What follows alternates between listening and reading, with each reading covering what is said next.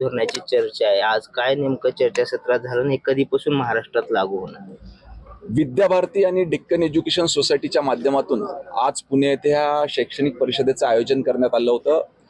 येणाऱ्या शैक्षणिक वर्षापासून न्यू एज्युकेशन पॉलिसीचं इम्प्लिमेंटेशन हे महाराष्ट्रामध्ये देखील होणार आहे. याला सक्षमपणे महाराष्ट्रातला सर्व विद्यार्थी शिक्षक हे सामोरे गेले पाहिजे याच्याकरताच हे चर्चासत्राचं आयोजन या ठिकाणी करण्यात आलं. ज्यावेळेस राष्ट्रीय धोरण होणार आहे त्यावेळेस बालभारती पुस्तक छापणार का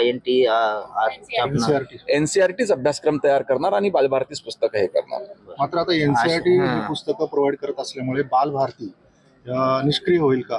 नाही नाही नाही नाही नाही हे बघा, दोन वेगवेगळे आहे. एनसीआरटी हे सिलेबस तयार करतं आणि प्रिंटिंगचं काम हे त्या ठिकाणी बालभारती करत असतं. दोन वेगवेगळे उपक्रम आहेत, त्यांची कार्यपद्धती तशीच राहील.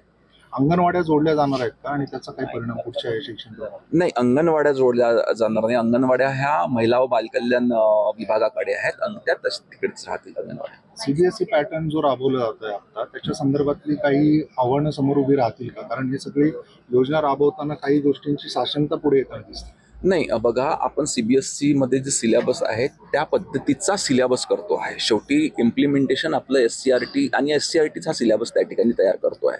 सीबीएसई मधले आपण काही कंटेंट्स त्या ठिकाणी घेणार आहोत. सर्वेच्या समोर 100% नाही घेणार आहोत. त्यातले काही कंटेंट्स घेणार आहोत आणि काही इनपुट्स आपल्या महाराष्ट्रातले काही शिक्षक तज्ञ मंडळी त्यांचे पण देणार आहोत. 3 भाषांमध्ये हा प्रोग्राम राबवला जाणार आहे का किंवा त्याच्यावरती काही स्पष्टता आहे?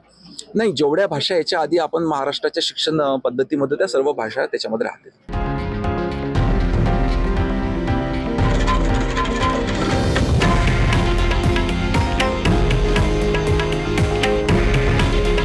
हे आहे देशातील नंबर 1 न्यूज नेटवर्क आणि आपण पाहत आहात TV9 मराठी.